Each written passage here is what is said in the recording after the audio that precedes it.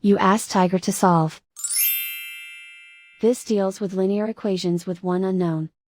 The final result is x equals 12. Let's solve it step by step. Simplify the expression.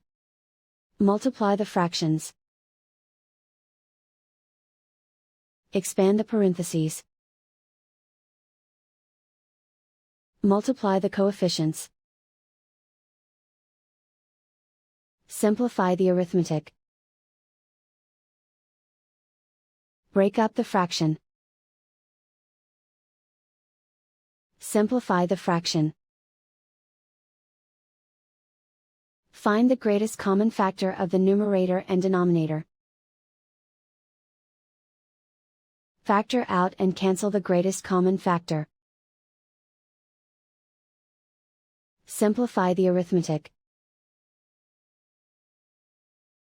Group all constants on the right side of the equation. Subtract 4 from both sides. Simplify the arithmetic.